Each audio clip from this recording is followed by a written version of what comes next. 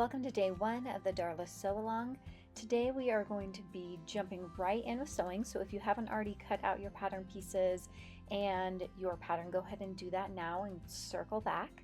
I'm actually going to be sewing up 3 different views of the Darla during the sew-along, so you'll see me jump in between different fabrics just to make sure that I can cover all of the different steps in the sew-along. One other thing that you might notice is the Darla calls for a fully lined bodice. With some of the fabrics, they were sturdy enough that I'm going to go ahead and self-line them. With other of the fabrics, they were more on the lightweight side or a looser weave, so I decided to use a lightweight cotton lawn that is black as my line.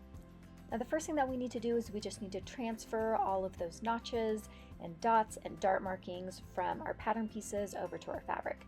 So for notches, I generally just use a little clip into the fabric, also for the bottom of my darts. Make sure that you keep that to about 1/4 of an inch, since the seam allowance for the Darla is 1/2 inch. Now there's quite a few dot markings that you need to make also on your pattern pieces, also the tips of the darts. Now what I like to do is I just like to make a little hole in my pattern where that dot marking or the end of my dart is, and then I actually use a very washable Crayola marker to transfer that dot marking onto my fabric. And then I use that same Crayola marker and a ruler to connect the tip of my dart to the little notch that I made at the bottom of the dart. And of course, when you're making all of these transfers of all of these darts and notches, make sure that you're doing them on your main fabric as well as your lining pieces. Now, if you are self-lining your bodice like I am with this linen fabric, you need to decide which pattern pieces for the bodice are your lining and which ones are your main fabric. Sometimes I'll put a piece of tape or something on my lining just to keep those separate. And then we are going to prepare the top edges of our main bodice and our lining just so that they don't stretch out. So for the lining pieces, you are going to actually be fusing interfacing along those top edges, and those interfacing pattern pieces are included in the pattern. And then for your main bodice pieces, you're going to be stay stitching that top edge 3/8 of an inch from the raw edge. Now for all of the views, you are going to be doing this to the front bodice, and for the views where you have a zip back, you are also going to be doing it to your back pattern pieces. For the tie back, you will not be adding any interfacing or stay stitching to the back pieces.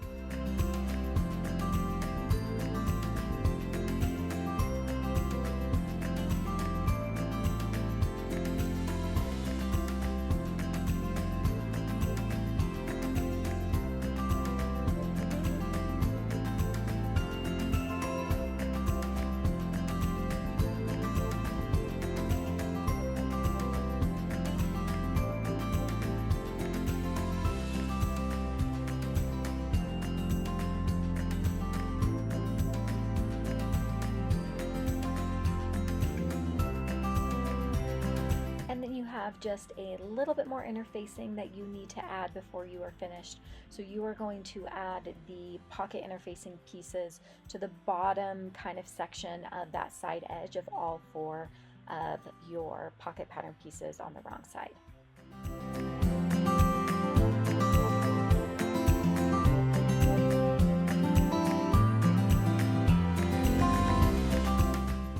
Okay, so here are all the interfacing pieces. I have my pockets and then all of my lining pieces for my bodice. This is the zip back version, so I have both the main and the back bodice pieces. And then for my main bodice, I have stay stitched the top edge of both my main and my back bodice pieces, because once again, I'm doing the zip back version on this one. Now we're going to take our main bodice and we are going to sew all 4 darts on the main bodice. So we're going to do this by folding the dart markings in half with right sides touching, and we're going to line those dart legs up where they are marked. Make sure that the point of your dart is on the fold, and then what I like to do is take a pin and I like to pin through those dart legs just to make sure that they line up on the front and the back. Now once I'm ready to stitch, I'm going to go over to my sewing machine and I'm going to start at a normal 2.5 millimeter stitch length. I'm going to stitch all the way down until I'm about 1 inch to 1/2 of an inch from the point. And then I will reduce my stitch length down to 1 millimeter and continue to stitch all the way off the end of the point. So you don't backstitch, instead you're going to leave long thread tails, and then you're going to tie a knot at the end and then trim it.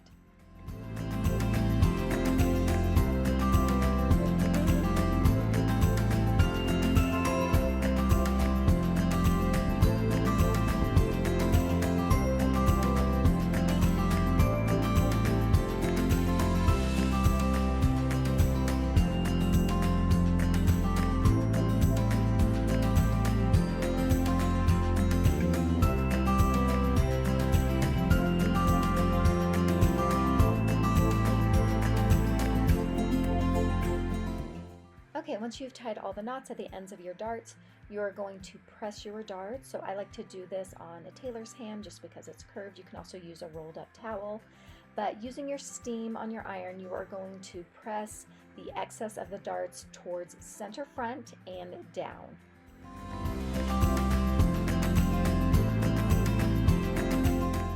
So now that we're finished with all of the darts on the main front bodice, we're going to do everything that we did as far as darts go to the lining front bodice.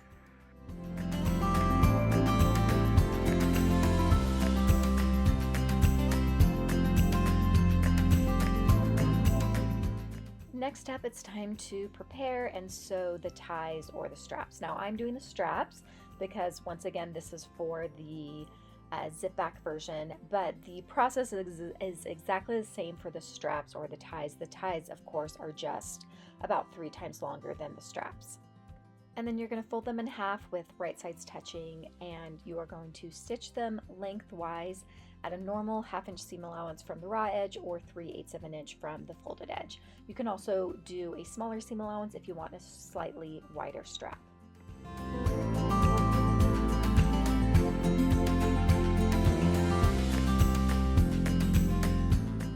Now once your straps or your ties are all sewn, you're going to trim down that seam allowance to about 1/8 of an inch. And then you're going to use something like a loop turner, which is what I prefer to use, or you could use even a safety pin, and you are going to turn these ties or straps right side out.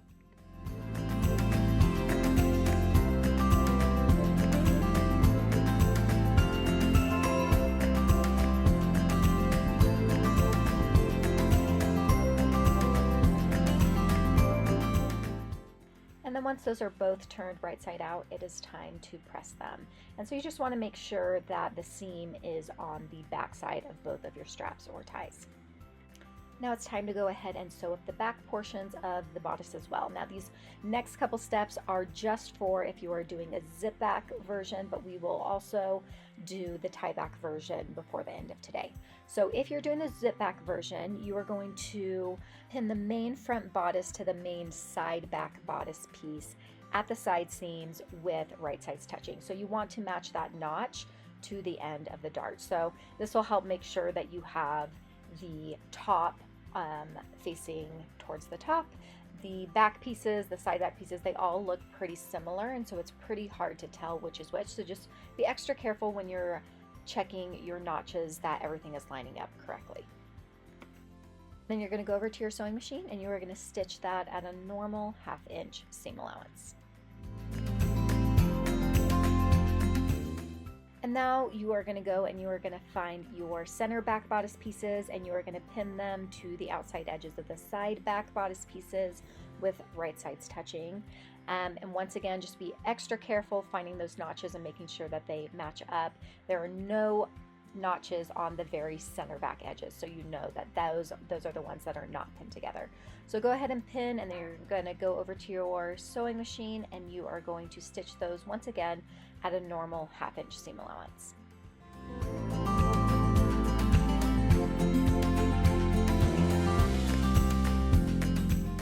Okay, so now that the main bodice is completely assembled for the zip back versions, you're going to press all of those seam allowances open. Now this is going to be fully lined, so you don't need to finish these seam allowances. We are just pressing them open. If they're super bulky for some reason, maybe your fabric is a little bit on the thicker side, you could always trim them down as well if you want to.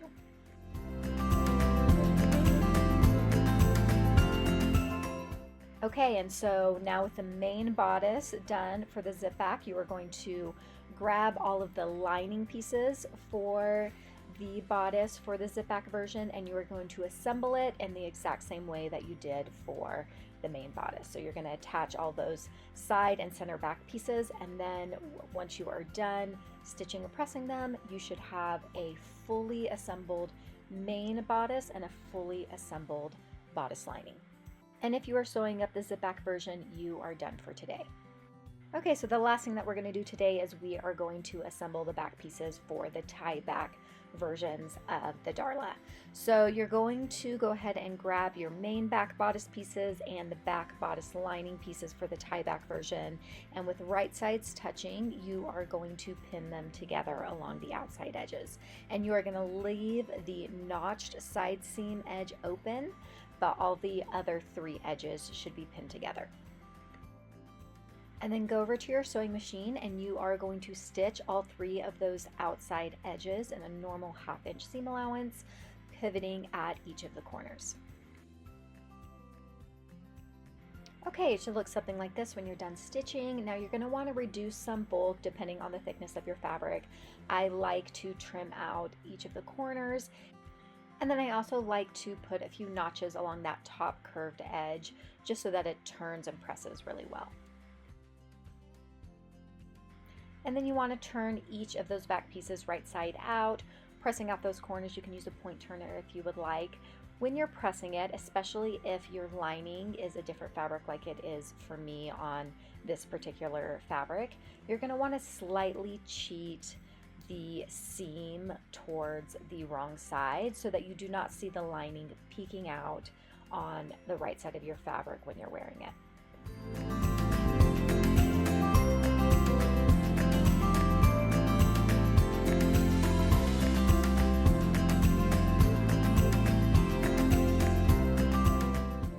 Now, once those are pressed, the last thing that we need to do today is we're going to create the little channel that the tie goes through at the back of our dress or jumpsuit. So to do this, we're going to turn the center back finished edge towards the wrong side by 1/2 inch, and you're going to give that a nice press. You can pin it if you'd like.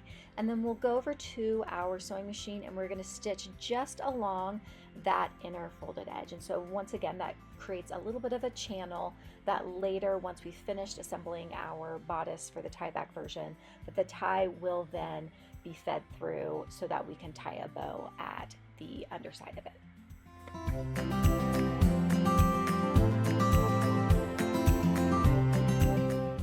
Okay, and this is what it should look like when you are done.